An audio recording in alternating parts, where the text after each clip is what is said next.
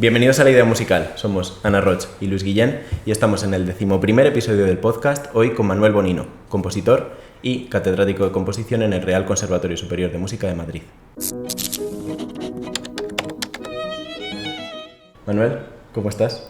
Pues muy bien, muchas gracias por invitarme. Al podcast ha costado que vinieras, ¿verdad? Porque además ibas el tercer, cuarto invitado y a lo tonto se ha ido alargando la cosa, pero bueno, aquí estamos, así que vamos y lo hemos conseguido, o sea que eso es. Bien. Genial. Queríamos preguntarte, como todos los invitados, que nos cuentes un poco tu peor experiencia con la música. Vale, mi peor experiencia con la música tiene que ver con todo lo que acaba de pasar justo hace un momentito. Para poner en contexto, hemos estado 2 minutos hablando y nos hemos dado cuenta, una vez más, porque no es la primera vez que me pasa, perdón, de que no estaba grabando el audio. Sois unos privilegiados los que veis estos vídeos porque no os dais cuenta de estas cosas. Estas cosas se quedan detrás. Pero bueno, vamos a dejarte contarnos la experiencia. Sí, pues es efectivamente con problemas con la electrónica.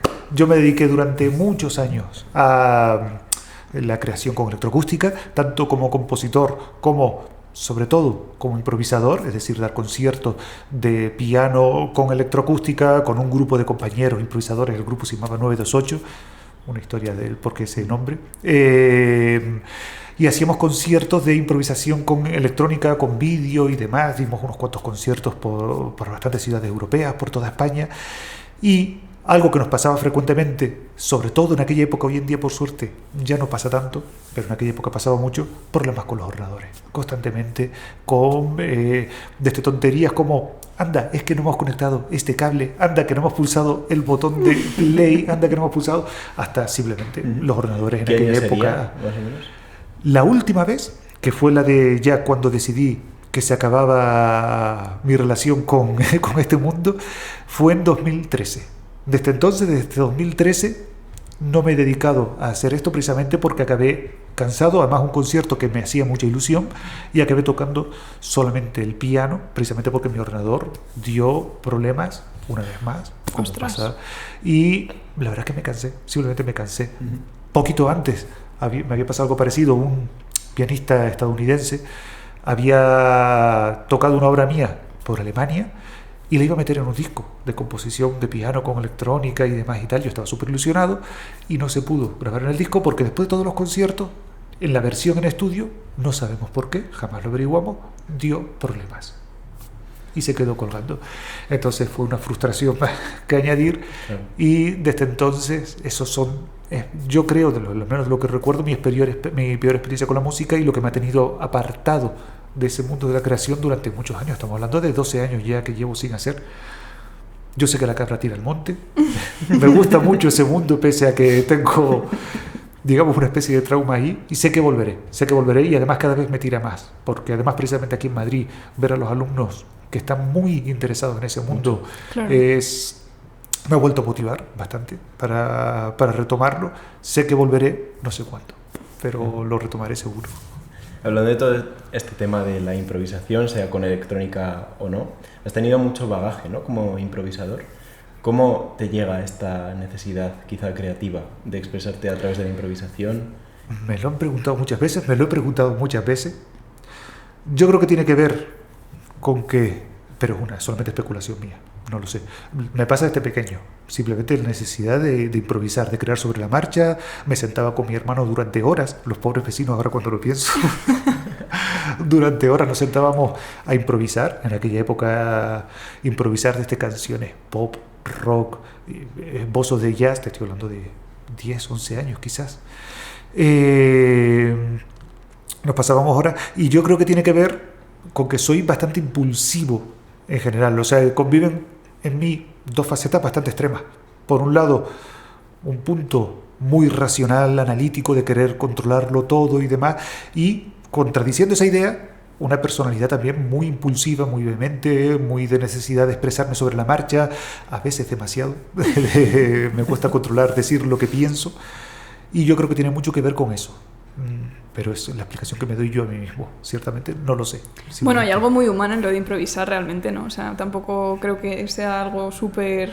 No es un proceso súper, yo que sé, refinado en el que haya que estudiar un montón o formarse un montón. O sea, sí que obviamente con una formación pues la improvisación va por otras vías, pero hay algo como muy natural ahí también, ¿no? Yo creo que sí, y de hecho, yo hasta tal punto estoy convencido de que es natural, que me da bastante rabia que se asfixie eso que yo creo que es una pulsión bastante natural en todas las personas. Todos improvisamos constantemente en nuestro día a día, cuando hablamos con otras personas, cuando interactuamos, cuando tomamos decisiones, estamos constantemente improvisando. Sí, sí. Y yo creo que es una pulsión bastante natural y que convive también con esa otra parte, con la necesidad también del control, etcétera. Y no sé, y en la improvisación están esas dos facetas unidas, y a mí me da pena cuando veo que se reprime a los estudiantes de música a veces esa pulsión, porque lo he visto, no es una cosa... Claro, aquí viene la pregunta de ¿hay forma de enseñar a improvisar a un estudiante? Yo creo que sí. Se le pueden enseñar técnicas, se pueden enseñar recursos, se pueden enseñar ideas particulares en momentos determinados, cuando alguien duda, ¿qué puedo hacer ahora? Se pueden enseñar muchas cosas, pero sobre todo yo creo que se le puede dejar libertad. Yo estoy convencido de que si desde pequeño, en las mismas clases, se le anima a un niño a jugar con el instrumento de vez en cuando, a hacer ruidos, a probar cosas, simplemente, yo creo que es algo que de manera natural los niños hacen, en general. Y es simplemente que muchas veces ese impulso se mata. Hay una necesidad, por un lado, y evidente, de control, de enseñarle, oye, pues no, ahora nos tenemos que sentar porque hay que trabajar estas cosas, pero también por otro lado de dejarle al niño expresarse. Y yo creo que si eso se juega con eso, que es difícil, no voy a decir que sea fácil, porque es evidentemente difícil jugar con esas dos cosas, pero yo creo que si se hace, yo tuve la suerte que tuve una profesora que me dejó hacerlo, ella me decía que no sabía cómo enseñarme, por suerte. Su hermano era un compositor de bastante prestigio en Canarias en aquella época, Juan José Falcón Sanabria, ella era Ana María Falcón Sanabria, su hermana, y me dejó jugar. Me decía, yo no puedo enseñarte, pero juega, vamos a jugar en clase. Y yo recuerdo incluso de traerle cosas de Liszt, jugar yo con ideas de Liszt, desarrollarle, yo hubiera hecho esto aquí si hubiera sido, y ella decirme, pues adelante, vamos a probarlo. Y simplemente esa tontería, aunque ella no me supiera decir, pues mira, esa armonía no es la correcta porque el acorde pero el hecho de simplemente de dejarme jugar a mí me reforzaba, me gustaba la idea y ver que el profesor lo consideraba correcto frente a algún profesor que me llegó a decir cosas del tipo improvisar te va a hacer daño los dedos, de verdad me daño los decir, dedos, como si estuvieras dándole mira que he escuchado cosas, pero de los daños los dedos de verdad que me llegaron a decir algún profesor cosas de ese tipo. Pero relacionado con la técnica pianística. Efectivamente, sí, claro que te vas a estropear la técnica porque vas a tener que buscar posiciones para hacer cosas que no... Una serie de cosas que son bastante locas. No sé cómo improvisan ellos, pero... Bueno, hay veces, ustedes lo saben, que hay profesores que no improvisan. Algunos porque no les interesa, está muy bien. Otros porque no han tenido esa formación, no han tenido esa oportunidad, también a ellos no les dejaron en su momento. Claro. Y el problema está en cuando es el que no tuvo esa oportunidad, le quiere ceder esa oportunidad a un alumno que puede estar interesado, ¿vale? Por suerte cada vez lo veo menos, por suerte cada vez más. Está cambiando mucho. Sí, muchísimo, por suerte. Sí, los profesores ya no solo lo aceptan, sino que a veces incluso lo estimulan, lo que yo he visto. Siempre queda alguien por ahí, pero bueno. Pero mi sensación respecto a mi época, que fue hace poquito, soy muy jovencito, es que eso está cambiando muchísimo, por suerte, mucho. Creo que es muy bonito aprender música desde el juego, desde el ver esto como es algo que hago porque realmente me divierto, que después podamos convertirlo en una profesión, que después podamos dar conciertos serios y tomarnos las cosas de una forma un poco más... Con disciplina, ¿no? Claro, pero creo que no podemos partir de ahí, porque si partes directamente de ahí, desde que tienes 10 años, 8 años, estás perdido. Estoy totalmente de acuerdo. No tengo nada que añadir porque... Simplemente eso. Tiene que divertirte, tiene que motivarte, tiene que emocionarte. Si no...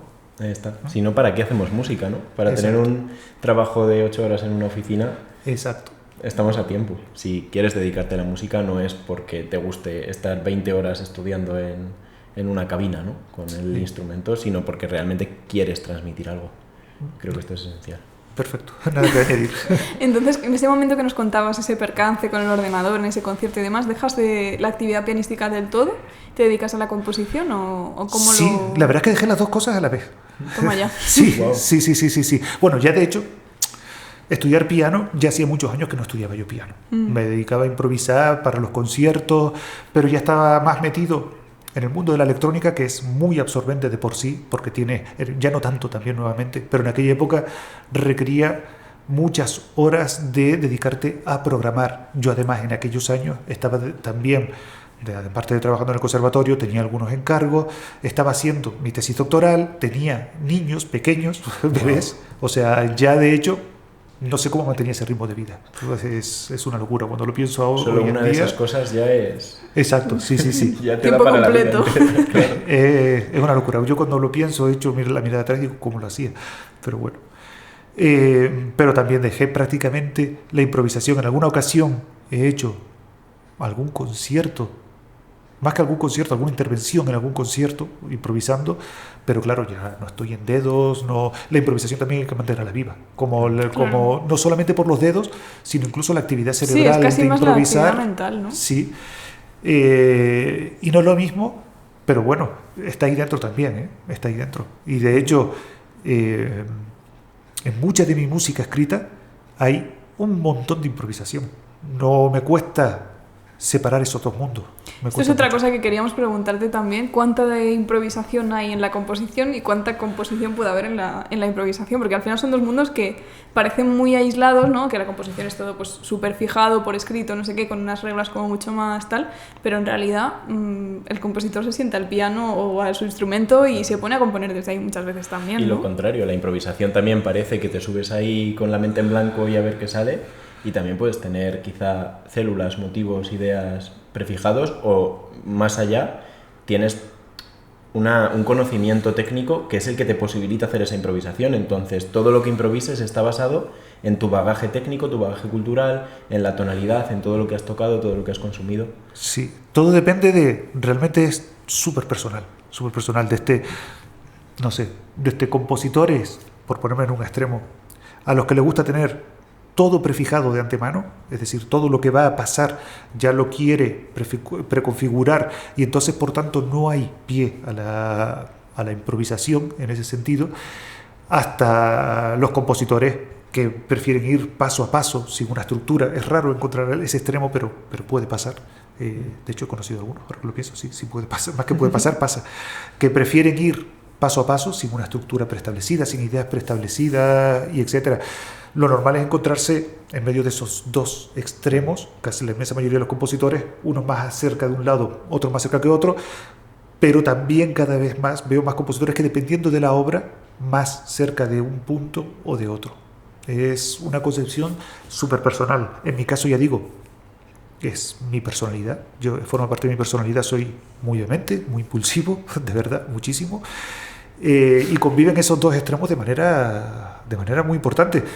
Porque yo, no, iba a decir una tontería, no tengo una manera de acercarme realmente. Ha variado mucho a lo largo de mi vida la manera de acercarme. Ha habido momentos en los que he improvisado y prácticamente he transcrito lo que he improvisado. Ha habido épocas en las que he pensado todo lo que quería y luego me he dedicado a improvisar dentro de esos parámetros. O sea que depende muchísimo realmente. No hay una única forma de acercarse. Es como todo acto creativo. Es que no hay una manera de acercarse. A veces te llevan ideas extramusicales, a veces es música pura, entre comillas, porque eso no existe como algo así abstracto. Lo que te lleva, no sé definirlo. Y a la hora de empezar a componer, o sea, si tú recibes un encargo, decides empezar una obra o algo así, ¿tienes algún ritual de antes o alguna forma prefijada de empezar? ¿O suele haber algún disparador que haga que te pongas a componer, alguna cosa así? Casi siempre, bueno, lo primero, antes de sentarme a componer, pienso en los condicionantes. Es decir, ¿para qué tipo de intérpretes, para qué tipo de público? Acá hay gente que le sorprende que yo piense en el tipo de público, pero a mí me gusta pensar también en eso, el tipo de acto, si hay algo que envuelva al acto en sí, el tipo incluso, a veces el programa en el que se va a tocar la obra, intento tener todas esas cosas en cuenta, incluso los gustos del intérprete, sus preferencias musicales, me gusta tenerlas en cuenta, pensar en todo eso. Cuando no he tenido la oportunidad de poder hablar con los intérpretes, me gusta ir a escuchar lo que ellos tocan. Me gusta mucho ir a escucharlo y ver cómo tocan, que es por donde les suele ir. A veces para hacer algo que se pueda aproximar a lo que veo que ellos hacen, y a veces incluso lo contrario. Claro. Pues para decir, oye, pues voy a probar a ver si le escribo una Os voy cosa. a sacar de la zona de confort, Exacto, ¿no? sí, eso, exacto. Yo, no sé, depende de momento. Lo primero que pienso es todo eso. Luego viene el momento de crear en sí, que rara vez tengo inspiración extramusical, si no me la piden. Si no me piden que sea para algo concreto, un libro, cosas así que me han pedido de ese tipo de historia. Rara vez a mí me pasa. Sí me ha pasado, sin embargo, hacer música y darme cuenta de que, bueno, por ejemplo, un ejemplo que tengo cercano, porque este mismo sábado, Ángel Luis Quintana, el ex solista de la Orquesta Nacional de España de cello, tocó una obra mía para cello que yo había empezado a componer, además con él, la trabajé mucho con él, porque dio la casualidad de que trabajábamos puerta con puerta en el conservatorio, y cuando empecé a componerla yo quería hacer una cosa, y en el proceso de la creación, esto es difícil de explicar, pero uno se da cuenta de estas cosas, seguro que a ustedes les ha pasado con muchas cosas en su vida. En el momento de la creación me di cuenta de que lo que estaba buscando, yo quería hacer una cosa, musicalmente quiero decir, y por otro lado me estaba saliendo otra, mi cuerpo me pedía hacer otra cosa. Y no me pregunté cómo, pero yo me di cuenta de que mi cuerpo estaba buscando una catarsis emocional por la muerte de mi padre, que había sido poquito antes. Ostras. Y es, pues, de esas cosas que te das cuenta cuando estás empezando prácticamente, y de repente la obra empezó a transformarse. Desde mi idea inicial, empecé a dejar cada vez más, al principio, digamos que intenté domesticar la obra. Quería decir, venga, vale, el cuerpo me está pidiendo esto, pero ya he empezado a hacer esto otro. Voy a digamos, quizá, exacto, ¿no? voy a reprimirlo, voy a guardar eso para otra obra, pero no, al final me pudo mi gana, y fui transformando el comienzo de la obra y llevándola cada vez más hacia ese terreno, y fui dejándome llevar, porque ya digo, a mí me puede mucho mi necesidad. Creo que también de ahí es de donde salen realmente las mejores obras, quizá. No sé si las mejores, pero al menos las más catárquicas, o las que más me... o la que querías hacer tú en ese momento. Eso sí. Las más sinceras para tu necesidad. Sí. Sobre todo yo lo sentí como una descarga emocional, y eso es, pues, es placentero, claro. Claro, es que se habla mucho de la escritura creativa y la escritura terapéutica, ¿no? Pensando en eso de soltar las emociones y tal, pero la escritura de partituras también tiene un componente Exacto, ahí, no sé, curativo de alguna manera, no sé si tanto, pero yo creo que sí. emocional, desde luego. No tiene por qué ser de algo tan autobiográfico como pasó en este caso, pero a veces el hecho, yo que sé, hasta los compositores que piensan más en abstracto, por así decirlo, es decir, voy a plantear una estructura en la que el timbre evolucione de esta manera. Eso también es una forma de reflejar lo que son tus intereses de verdad. Es decir, eso también es emocional. A veces la gente mira ese tipo de trabajo como algo meramente especulativo, intelectual, etcétera, pero el que está metido ahí dentro lo sabe que no. Eso es algo muy emocional, porque es verdaderamente lo que te interesa, lo que te apasiona. Tú quieres transformarlo, quieres convertirlo, quieres domesticar el sonido, lo quieres llevar hacia un sitio, hacia el otro, y eso es emocional, de verdad. Es pasión lo que hay ahí detrás. Qué bonito. ¿Y cómo se consigue esto de cara a llevarlo a tierra? Porque, claro, yo me imagino, vale, tengo esta idea, tengo esta emoción. Realmente lo que me parece verdaderamente complejo es que la idea que yo he tenido diste lo menos posible de lo que luego se refleja en la partitura. Eso no lo puedes controlar. A nivel de lo que va a percibir otra persona, quiero decir. Tú Claro. puedes pensar hasta cierto punto en lo que quieres transmitir, y puedes ponerte en la piel de una especie de oyente ideal. Yo lo intento, yo soy de esos compositores que piensan esas cosas, ya lo comenté antes, ¿verdad? Pienso en el tipo de público y etcétera. Yo pienso mucho en eso. Yo pienso en esto, se va a entender, le tengo que dar otra vuelta para que llevar al público hacia un sitio que yo quiero llevarle, hacia el público, el oyente, algo más individualizado. No pienso en el público como una masa, sino en un oyente, una especie de oyente ideal. Puedo ser yo mismo en eso. A veces pienso en mi madre, en mi hermano, gente incluso más cercana, que no tienen por qué ser músicos ni nada, sino lo comprendería, sería capaz de... Me gusta pensar en esas cosas. pero es imposible controlarlo, claro, es imposible. Yo no aspiro, por ejemplo, en esta obra que estoy hablando, yo no aspiro a que la gente sienta lo que yo pensé en ese caso, lo que yo sentí. En ese caso, yo necesité expulsar, ya digo, es una catarsis. Pero en el proceso, yo estoy pensando también muchas veces en esto necesita, me sitúo fuera, ya no yo quiero decir esto, sino también como quien hace un discurso emocional, oye, quiero contarle a la gente algo que me ha pasado, no empiezas a escupir palabras, claro, según lo que sientas, intentas darle forma a ese discurso, te imaginas a alguien, oye, va a entender esta parte, va a entender esta otra, intentas ponerte en el lugar de un oyente. Yo creo que en música,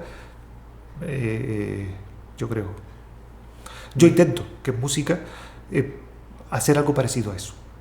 Creo que es esencial, al final la música es una forma de comunicación y en la comunicación sí, tienes que tener en cuenta al emisor, claro que eres tú, pero al receptor también. Sí, pero también creo que hay una corriente, a lo mejor es minoritaria, hay que decirlo todo, pero de pensamiento que es precisamente lo contrario, ¿no? De yo expreso y los demás que escuchen, pero claro, como poner el foco mucho apañen más en el creador, por así decirlo, ¿no? Claro, y a mí me parece fantástico, también, de verdad, porque es verdad que cuando piensas demasiado en el receptor, corres el peligro de caer en lo kitsch, es decir, en el recurso facilón, sentimentaloide, de manipulador incluso, sabes, porque lo sabemos los compositores, ustedes como músicos saben también, lo han estudiado, un montón de recursos que sabemos que funcionan, que a la gente que no tiene estudios musicales les puede conmover, aunque sea mentira, aunque tú los estés escribiendo mientras estás pensando en la lista del supermercado. Los conoces, que si acordes menores, tonos graves, voy a poner un cromatismo por aquí, sabes que esas cosas funcionan. Corres el peligro de caer en el kitsch si piensas demasiado, no sé si la palabra es demasiado, pero quizás sí, en un receptor. A fin de cuentas, lo que puede hacer algo diferente eres tú. Es lo que si caes en ese discurso de cliché, incluso, es que a fin de cuentas el cliché tiene mucho que ver con el cliché. Lo prefijado, ¿no? De alguna manera. Exacto. Puedes correr el peligro de convertirte en un cliché. Y cualquier creador con un mínimo de aspiraciones intenta evitar los clichés, salvo cuando le interesan, y manejarlos con cierta sutileza, intentar incluso picardía, esconderlos. Sí, exacto, sí, es eso, yo creo que sí. Entonces, cuando los compositores, yo he leído gente hablar de que los compositores que hacen eso, yo no pienso en el público, voy a pensar en lo que yo quiero escuchar. Eso es autismo.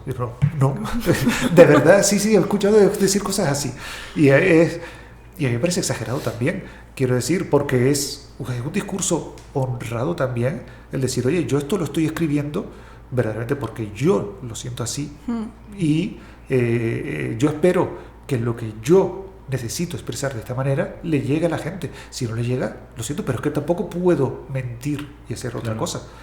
Entonces, por eso digo que es que en el momento de la creación hay tantas posibilidades, tantas formas de acercarse, que es difícil decir hay que acercarse así a la creación o hay que acercarse de otra manera. Tienes que saber respetar, tienes que saber situarte, saber escuchar qué es lo que está diciendo el otro compositor. Ninguna de estas cosas es fácil.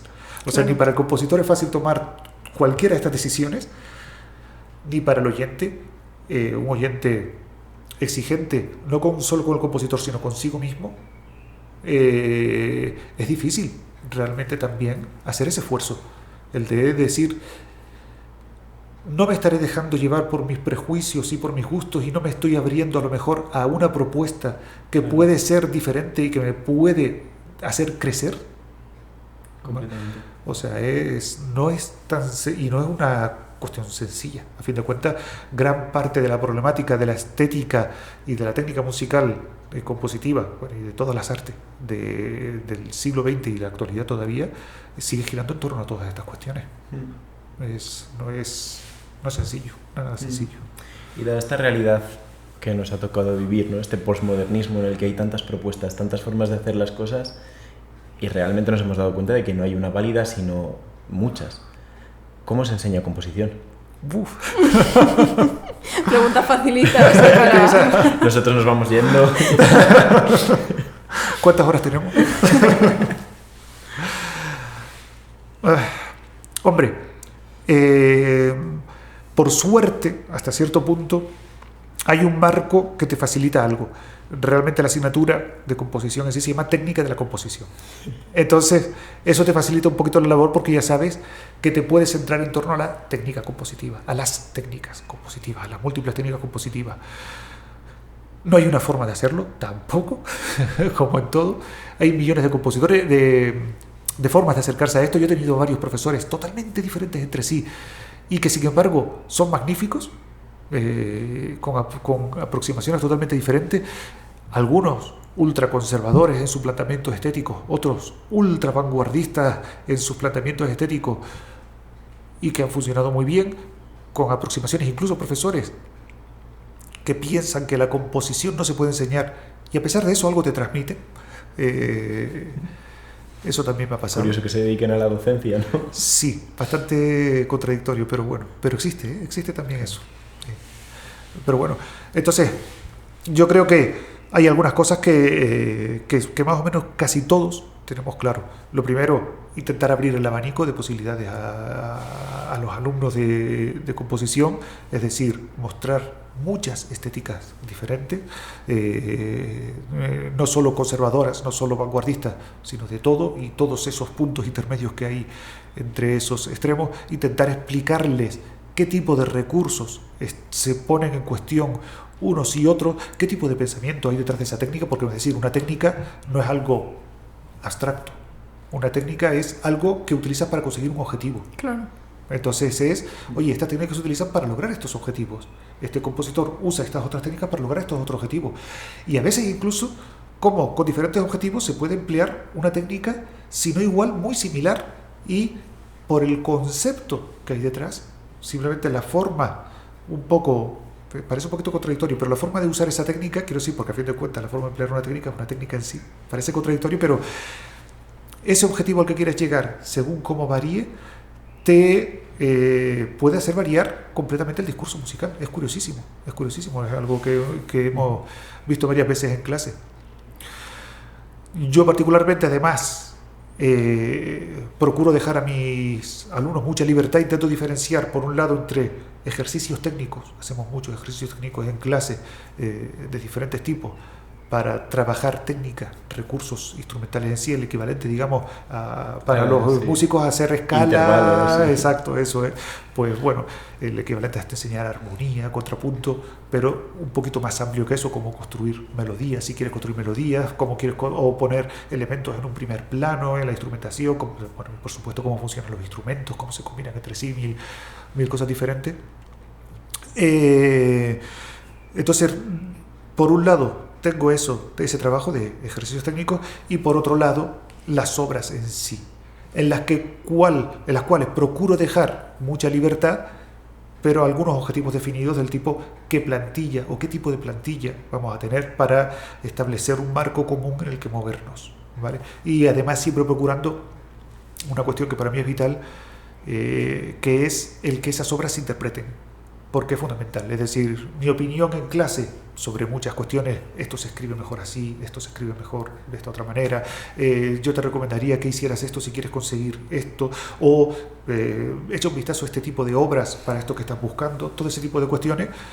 A la hora de la verdad, la decisión última, el juicio final, está en la relación de ese compositor con el intérprete, en el resultado, en esa interacción de ver mi escritura ha sido clara para el intérprete ha comprendido lo que yo quiero, es la manera más fácil de que él lo entienda, es ejecutable incluso, se puede tocar o no se puede tocar. Tema, porque a veces sí, efectivamente. A nivel conceptual es muy chulo, pero luego el intérprete piensa otra cosa. Efectivamente. Bueno, también hablo mucho de eso, la capacidad de adaptarte, no lo mismo escribir para estudiantes, claro, que para amateurs, que para profesionales, que para qué tipo de profesionales, porque ustedes lo saben, hay profesionales especializadísimos en música de vanguardia, en todo tipo de técnicas, y otros que lo que hacen es música romántica, barroca y demás. Entonces, todas esas cuestiones, que al menos las piensen. Ya ellos ya tomarán las decisiones o no en base a eso, claro, pero que al menos lo tengan en cuenta en esas cosas. Y decía eso, que entonces, además de ese contacto con el intérprete, está luego la parte del contacto con el público también. que me parece importantísimo que lo vivan también. La recepción de diferentes tipos de público a ser posible de su música, porque la realidad es que la vida profesional te puedes encontrar, con diferentes tipos de público. Te puedes encontrar con un público que lo que está esperando es escuchar melodía con acordes bonitos, nada más, y otras propuestas les pueden escandalizar. Otros que esperando encontrar eso, una propuesta de vanguardia, le encanta de repente porque le sorprende, que eso también pasa mucho más de lo que la gente se piensa. Que irte a un festival de música contemporánea súper especializado en el que si haces una melodía con acordes bonitos te van a tirar tomates a la cara. Entonces, vivir todas esas posibilidades yo creo que es importante que las vivan mientras están siendo estudiantes antes que vivirlas en el mundo profesional, porque en el mundo profesional si te llevas palos de entrada puede ser frustrante.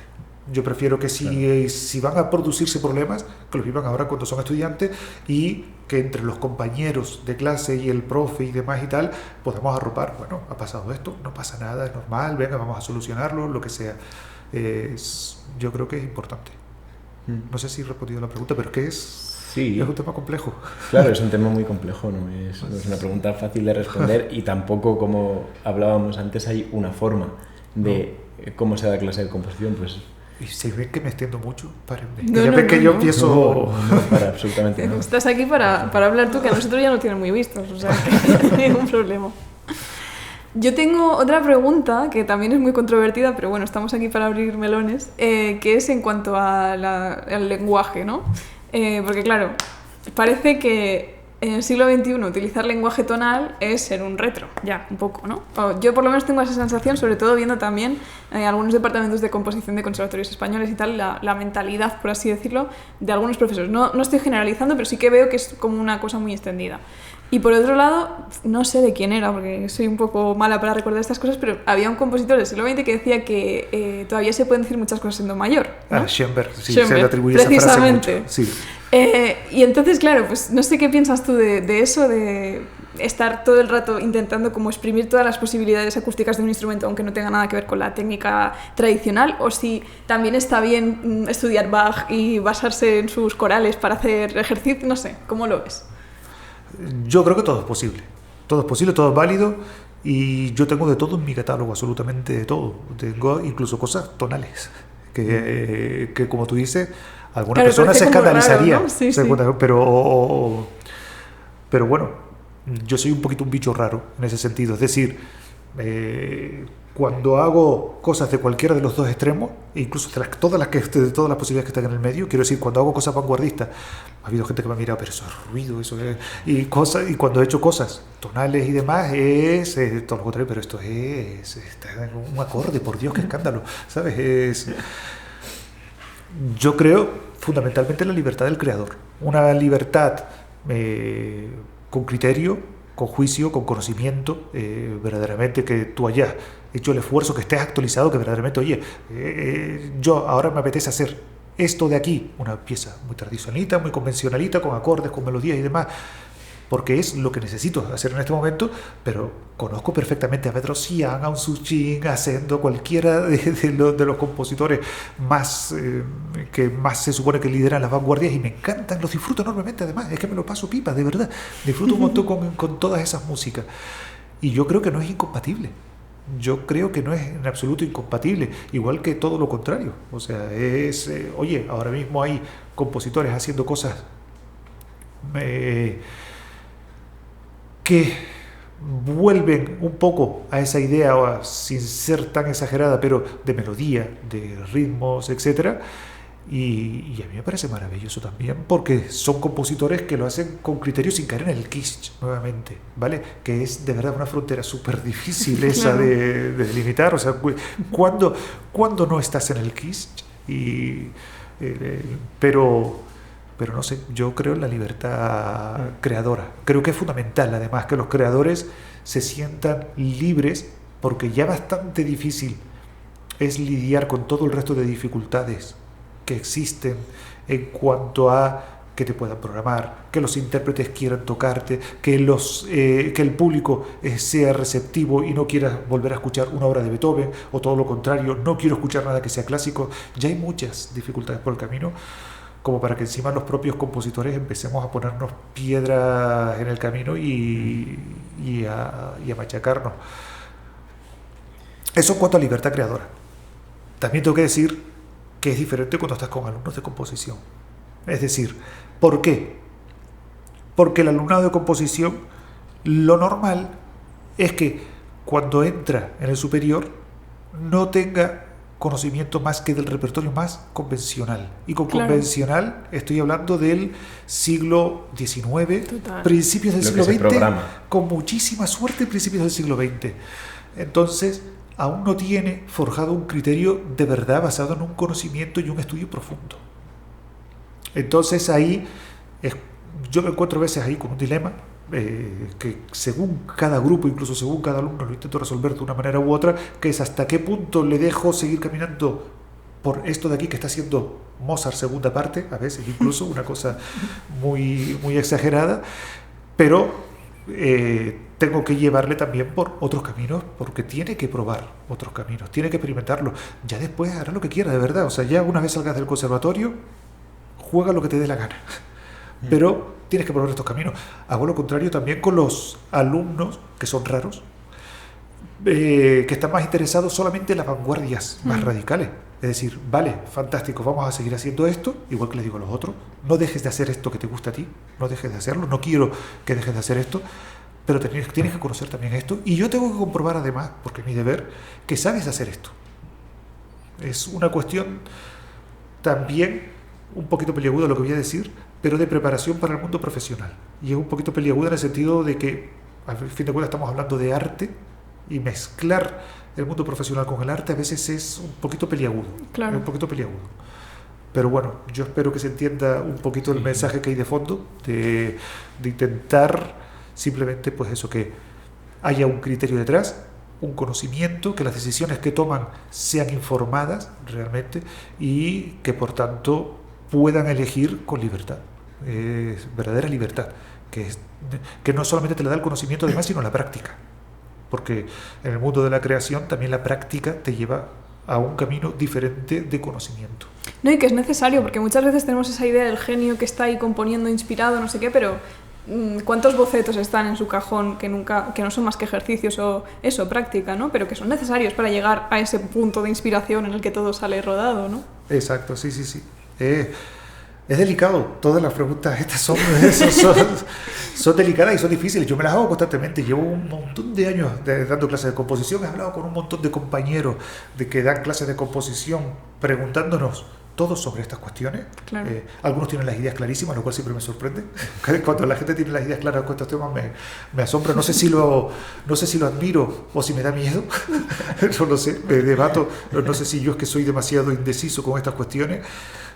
Pero bueno, es que es un tema para mí muy delicado. Creo que es muy importante, sobre todo el debate y poner estas cuestiones encima de la mesa también para el público general de músicos, ¿no?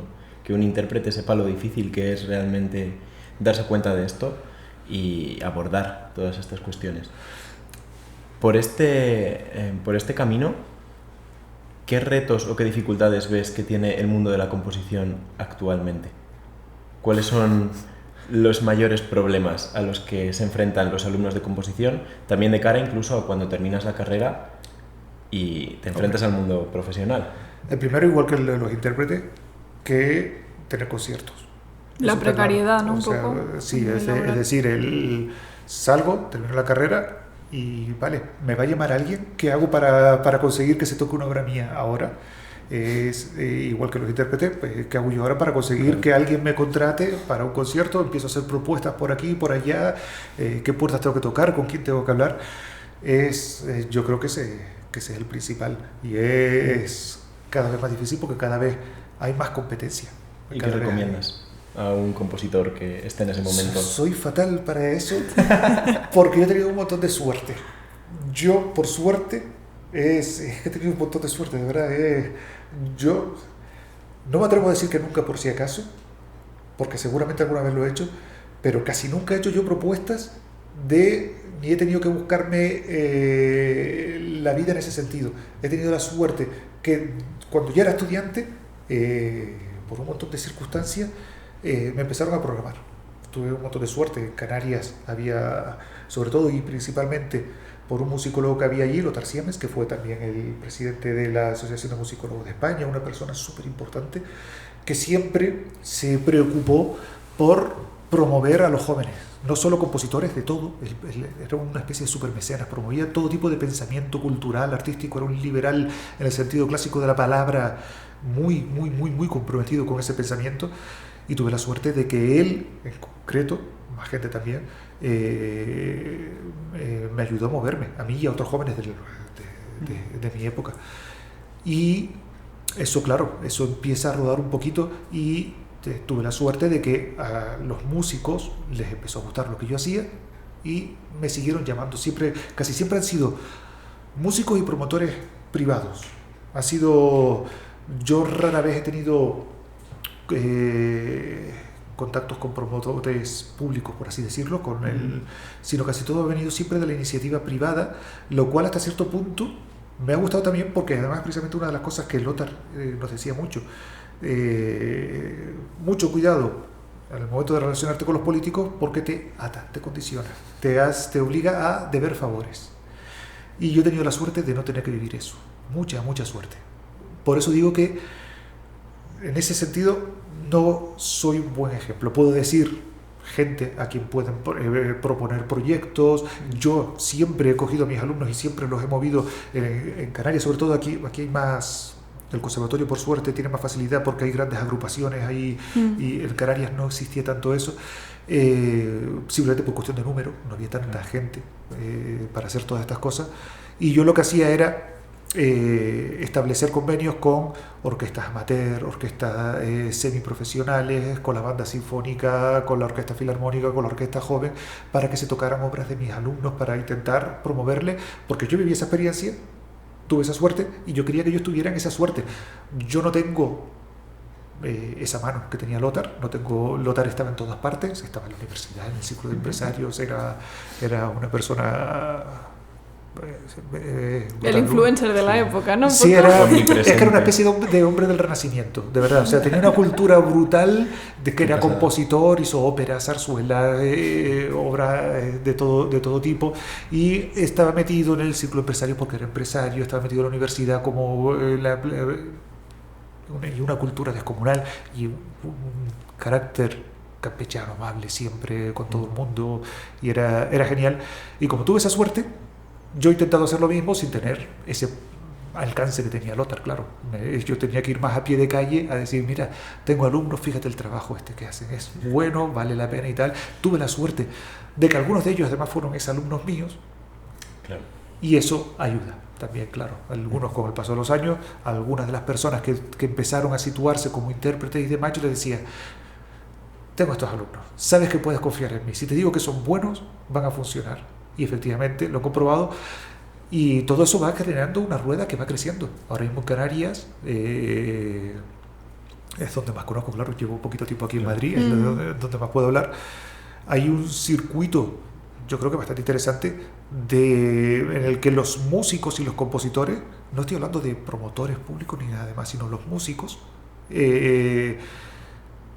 encargan de manera bastante habitual a los compositores trabajos. Y a mí me encanta eso, porque se ha establecido esa confianza, se ha perdido ese miedo a un poquito lo que tú decías antes, que no escribes correctamente, no, saben que hay un oficio detrás, saben adaptarse cuando hace falta, saben que si les dejas libertad no van a hacer locuras, y eso genera un ambiente bastante sano y rico.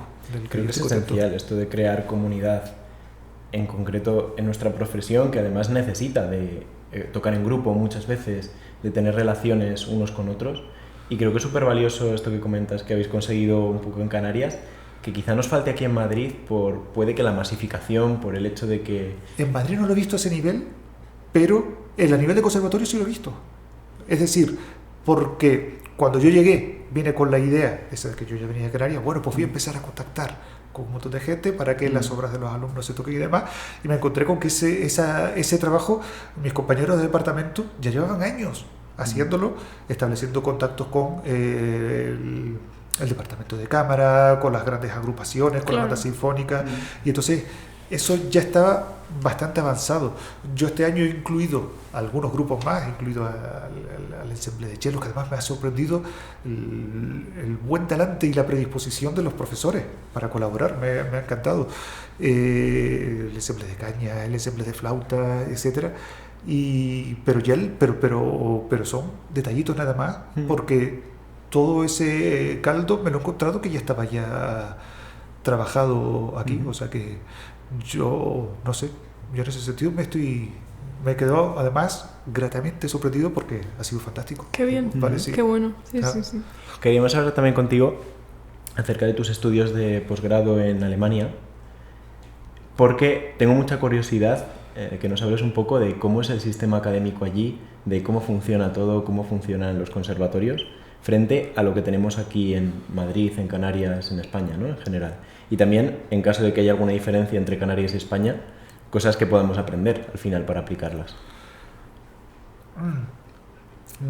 Mi experiencia en Alemania es muy vieja ya.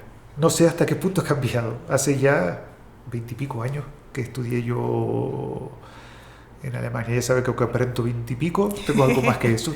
Y no entiendo esas risas, nunca las entiendo. Vale. Pero lo que yo vi de Alemania tenía unas cuantas cosas positivas que me gustaron mucho. La que más me chocó en un principio es la libertad de los profesores para organizarse con los alumnos. Me explico.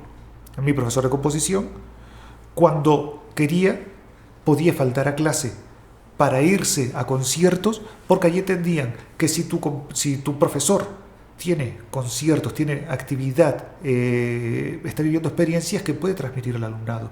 A mí eso me parece fundamental. Por ejemplo, con lo que pasa en Canarias, sobre todo, aquí no tanto, aquí hay más libertad también para eso. La administración, la administración sobre todo, es la administración la que te ata, más que el centro. En Canarias el profesorado está bastante atado por la administración. Es súper difícil conseguir que te dejen hacer en cuanto a cosas. permisos y cosas así, ¿no? Exacto, sí. Allí lo solucionaban, además, claro, uno lo ve así a priori y dice, pero entonces el alumnado también lo tenían, o sea, había profesores ayudantes que cubrían ese puesto, claro. Y luego además tú, si querías, podías ir incluso a la casa del profe a hablar con él, tener clases extras y cosas así. Es decir, se confiaba mucho en el profesor. Es verdad que eso puede tener peligros en España, perdón, que hay una tradición de picaresca bastante grande, pero no sé, yo creo que en general la mayor parte del profesorado se implica y algo así funcionaría para al menos las asignaturas troncales, en las que la experiencia directa del profesor con el mundo real profesional, yo creo que es fundamental para transmitirse al alumnado. Es que no es lo mismo que tú hayas podido estrenar 14 obras con orquesta y hayas podido vivir diferentes situaciones, y entonces cuando tú veas la partitura de tu alumno, poder avisarle de cosas, poder transmitir todas esas experiencias que te pasan en la vida real, que si no has tenido ninguna de esas experiencias. O si ya estuviste hace 30 años. Exacto. Es que por mucha técnica que sepas, porque yo he tenido profesores maravillosos con un conocimiento técnico brutal y que verdaderamente son buenísimos, pero esa parte de experiencia vital no la tenían, y hace falta que el alumno le pueda transmitir esa experiencia, incluso de él, hasta chorradas de él, cómo te subes al escenario a saludar. Qué importante es enseñar eso y qué poco se enseña, porque me gusta que lo saques porque es como el tema. Y en además, los compositores más todavía, porque ustedes todavía lo viven muy a menudo. No, pero no te creas, es muy típico irte a ver una orquesta y entra cada uno a su bola, uno hablando con el otro, el otro desafinando un poco. Sí, o sea, es como... Sí. Es algo que no se suele enseñar. En general, protocolos, y en concreto en España, estamos un poco en la asignatura pendiente. Pero claro, por lo menos es lo que dices, que el intérprete está habituado a vivir estas cosas, cuando quiere cuidarlas, entiendo que es más fácil que tenga herramientas, pero el compositor... Claro. Claro, y es ser consciente de que desde el momento que habitas un espacio escénico en el que hay un público, ya estás siendo parte del espectáculo. Aunque seas el compositor y quieras mantenerte al margen, no, yo es que mi trabajo ya lo hice. No, si tú vas a salir a saludar, estás siendo parte de la representación y tienes que saber actuar en consonancia con ello. Y es algo que es difícil, porque claro, ninguno de nosotros hemos tenido esa formación tampoco, y requiere un poco de actuación, de conocer, de saber situarte en un espacio, de tener constancia de las dimensiones, de cómo moverte, de cómo relacionarte con la gente que está encima de ese escenario, cómo relacionarte con la gente que está al otro lado y que espera algo de ti, que hagas algo, que interactúes con ellos de alguna manera. A fin de cuentas te están aplaudiendo y sería bonito que ellos sintieran que estás ahí, no sé, y es difícil transmitirlo. Es casi más cosa que de los profesores de alguien especializado en dramática, en estas cosas, en oratoria o... Exacto, sí, en escenificación, en dramaturgia, sí, yo creo que sí. ¿Y cómo convive la performance con la música actual? Porque creo que cada vez se está rompiendo más el límite o desdibujando entre lo que es música y lo que es espectáculo. Sí. ¿Dónde está este punto en la música, en la composición actual? Pues por todas partes ya está habiendo de todo, porque además, primero porque es enriquecedor, es súper enriquecedor. La experiencia para el compositor, para el público, para los intérpretes, para todo, y en el proceso creativo, incluso el relacionarte con otra gente, es súper enriquecedor, es maravilloso. Eso es, de verdad, es algo que te hace crecer enormemente. El vivir con desde detalles como la iluminación, todo. Bueno. Y además, porque ahora los músicos competimos de una manera mucho más fuerte que nunca contra un enemigo poderoso, que es Netflix, por resumirlo mal y pronto. Es decir, nosotros mismos los músicos, y lo sabemos, somos los primeros que está lloviendo y, oye, pero es que viene súper intérprete que me encanta, pero es que está lloviendo y aquí está la serie esta que me gusta tanto. Nosotros mismos lo sabemos que es difícil esa competencia. Si nos ponemos ya en el lugar de alguien que viene de trabajar toda la mañana, llega a casa, los niños, los problemas, el no sé cuánto y tal, y ahora me tengo que vestir para ir al auditorio cuando tengo aquí internet, el mundo entero, los vídeos de YouTube con los mejores músicos del mundo. Tenemos que ser conscientes, o bueno, no sé si tenemos que ser conscientes, pero hay que ser conscientes de que esa competencia está ahí, que es dura, y hay que ser consciente de ella para tomar decisiones en base a eso. Queremos actuar, ofrecer algo que sirva de aliciente, o creemos que basta con lo que hemos estado haciendo toda la vida. Es una cuestión que hay que pensar. A lo mejor hay gente que se conforma, oye, con esto basta. A mí, con que haya 200 personas, estoy contento. Vale, fantástico, me parece muy bien. Y tú que dirás, pues no, yo quiero ofrecer un plus. Independientemente, además, de que tú sientas el gusanillo por dentro de que, oye, quiero relacionarme con actores, cantantes, iluminadores, un videógrafo, quiero, porque de verdad es maravilloso. Y como compositor también la de posibilidades que te abre, ¿no? Esta, no sé, interacción con otras disciplinas. Sí, y además te hace situarte, bajarte del pedestal un poquito, de esa idea de que soy el compositor, soy el jefe, los músicos hacen lo que yo digo y punto, y de repente no, estás en otro plano, oye, soy uno más. Claro, una parte de, ¿no? Exacto, todo de esto que estamos ofreciendo entre todos. Exacto, y es un trabajo conjunto, y eso de repente el situarte en ese plano y no el de soy el jefe aquí, lo que yo hago, voy a decir que hagan esto, voy a decir que hagan esto y tal. No, de repente estoy con gente que tiene ideas buenísimas, además propuestas que te hacen darle una vuelta a lo que tú tenías en la cabeza y decir, oye, pues es verdad que yo no había pensado en esto, y de repente enfocado de esta manera yo creo que es enriquecedor y es buenísimo. Y aquí, relacionado con esto, aquí en Madrid lo están haciendo en el departamento, se está trabajando precisamente mucho con eso, con el trabajar óperas, puestas en escena, instalaciones performativas y demás y tal, y es buenísimo, y los alumnos están encantados con toda esa experiencia, están encantadísimos. Y desde el punto de vista del compositor, porque claro, yo he estado mucho en el otro lado, me gustaría preguntarte realmente dónde está el límite de la libertad interpretativa.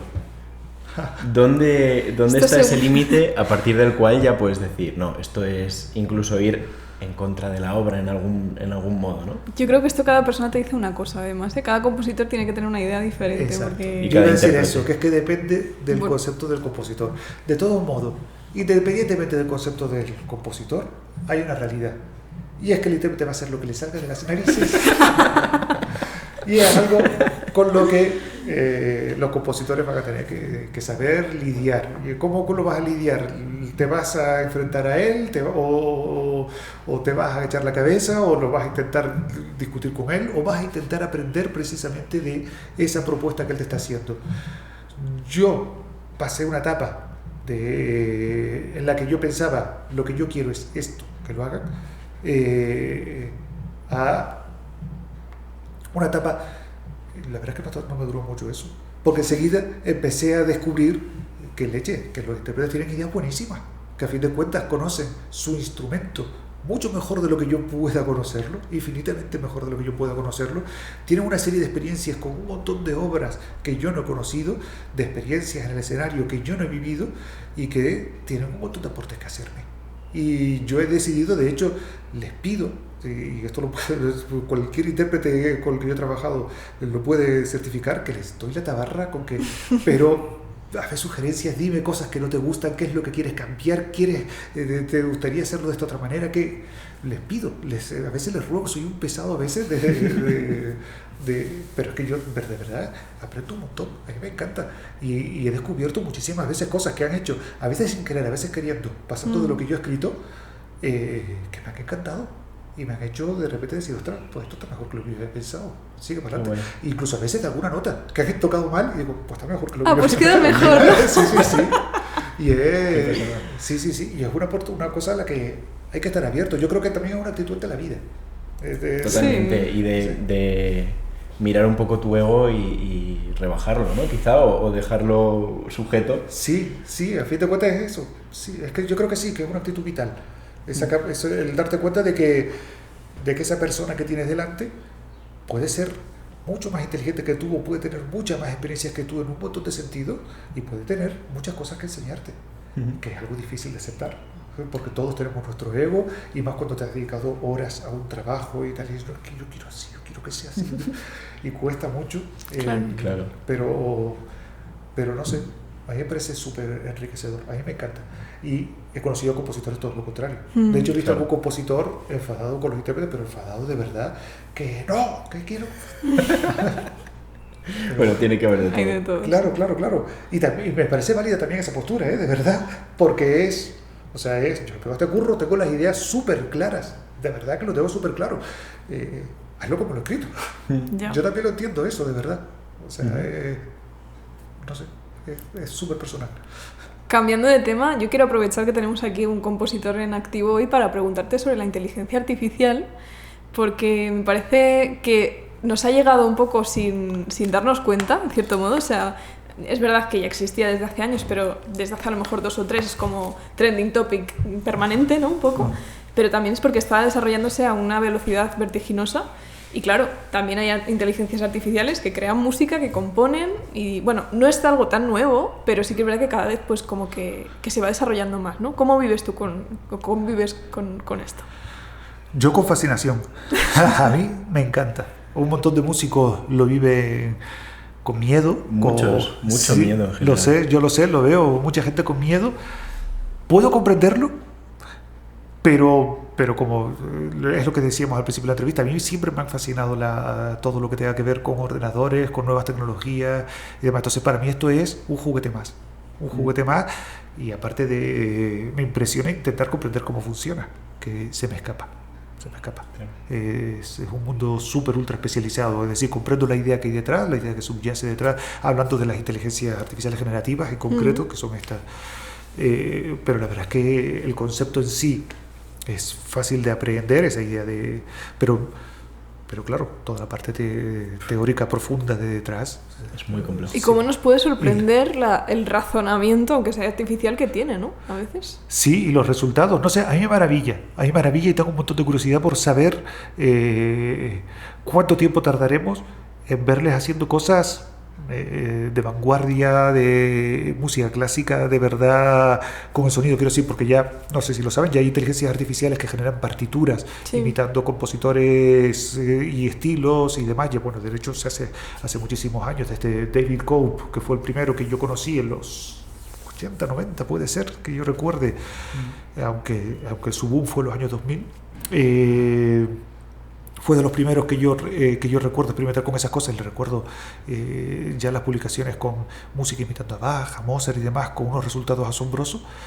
Ya hay inteligencias artificiales que hacen eso, incluso que escriben las partituras, que a mí eso ya me parece un paso mucho más allá, porque ser consciente... ¿Algún nombre concreto de estas herramientas? La tengo en la puta lengua y llevo todo el rato que estoy hablando intentando recordar una en concreto. Lo dejaremos en la descripción, si no. Vale. Tengo una aquí y... Metallín puede... luego si no te la digo. Exacto, lo ponemos en la descripción. Porque es... pero ninguna de ellas las he visto todavía consiguiendo lo que hace Suno, por ejemplo, que es la inteligencia artificial generativa de música más famosa que existe actualmente. Sí, música comercial, bueno, no tanto comercial, pero es donde mejor funciona, ¿no? En música electrónica. Exacto, sí, haciendo música clásica y cosas así no funciona, pero músicas ya de pop, rock y bueno, todo tipo de músicas populares urbanas en general lo hace súper bien. Y además ahora han sacado una actualización en la cual te permite sacar las pistas por separado, incluso para tú manipularlas con stems, te permite incluso subir archivos de audio para que se base en los archivos de audio que tú le subas y crees música a partir de ella. Es decir, está haciendo un montón de cosas, pero todavía no hay un Suno que yo sepa, a lo mejor sí, que te dé ese resultado sonoro también directamente. No solo una partitura, no solo propuestas... Clásico, ¿no? Enfocada en música clásica. Exacto, música clásica o música de vanguardia o cualquier tipo de esta música. Yo imagino que tendrá que ver sobre todo por cómo funcionan estas inteligencias artificiales. Es decir, necesitan ser alimentadas con unas bases de datos enormes, brutal, sí, clasificadas y demás, y para estas empresas no creo que sea viable comercialmente hacer todo ese trabajo de alimentar y además etiquetar. Computacional, el tener toda la infraestructura para que luego tú puedas generar algo. Exacto, yo imagino, no lo sé realmente, que ese es el principal hándicap. Económico. Exacto, pero tengo claro que va a llegar. Lo tengo clarísimo. Cuando la gente dice, eso nunca lo van a hacer, nunca van a hacer música con la profundidad de un Beethoven y tal. He escuchado tantas veces, los ordenadores nunca van a poder hacer esto. Ya. Que ya simplemente digo, simplemente me pregunto cuándo va a pasar. Claro. Sí, hace ya muchos años, lo he tenido claro. Porque además, es que ese discurso lo he escuchado. O sea, desde que empezaron a aparecer las primeras librerías orquestales y nunca van a ser expresivas y tal, y escuchas ya obras de orquesta en las que es casi imposible distinguir. Si están haciendo bandas sonoras de películas que emocionan a todo el mundo, con eso, ¿cómo no va a ser expresivo, no? Claro. Yo lo tengo clarísimo. Va a llegar. Simplemente es cuándo va a pasar. Y cada vez lo veo más cercano. Porque yo al principio, cuando empezaron a surgir todas estas cosas, sobre todo cuando Google presentó la suya, en la que de las que más me impactó, porque la inteligencia artificial era una inteligencia artificial, empiezo desde el principio, que creaba bandas sonoras para videojuegos. Crear una banda sonora para un videojuego es algo fácil a priori, no crear la música en sí, sino la estructura, quiero decir. Es decir, tú sabes que tienes pues la música de los créditos, la parte de la acción, otra música para cuando hay más acción, etc. Vale. Lo que era sorprendente de esta inteligencia artificial de Google era que la música se iba adaptando a lo que tú ibas haciendo en el juego en tiempo real. Eso no lo puede hacer un compositor. Claro que no. Es imposible, o sea, es que es físicamente imposible, no puedes hacerlo. ¿Y sería extremadamente complejo hacer algo que funcione similar por bucles o algo así? No lo vas a conseguir nunca. En este caso es que la música se adapta y además te permite que sea diferente en cada ocasión. Eso no lo vas a poder hacer nunca. Nunca. Nunca. Ningún ser humano puede hacer eso, salvo que seas como un pianista de los que improvisan películas de cine mudo y estés con el un servicio de suscripción. Sale muy juego. caro el videojuego en ese caso. Por 3 millones de pianistas, uno para cada. Se tiene que despertar a las 3 de la mañana. ¿Y dónde queda el papel del compositor y del intérprete entendidos como con el sentido más clásico de la palabra, con todo esto rondándonos? La respuesta es muy sencilla, no tengo ni idea. O sea, de verdad, no tengo ni la más remota idea. No lo sé, lo he pensado poquito, la verdad. No le dedico mucho tiempo a pensar en eso, me he dejado llevar más por la fascinación y además por el día a día, como tanta gente. O sea, no me he parado a pensarlo demasiado, pero por ahora, con lo que estamos viendo, evidentemente sirve de ayuda. Desde la posibilidad de generarte ideas hasta la posibilidad de revisar tus ideas y sugerirte cosas. Yo que sé, Carles Marigó, un pianista de las Moog, ¿lo conoces? Sí, le conozco. Es fantástico. Está haciendo conciertos de improvisación con inteligencia artificial, en la cual la inteligencia artificial hace desde generarle ideas para que él pueda seguir jugando, hasta que la inteligencia artificial reacciona a lo que él hace en directo.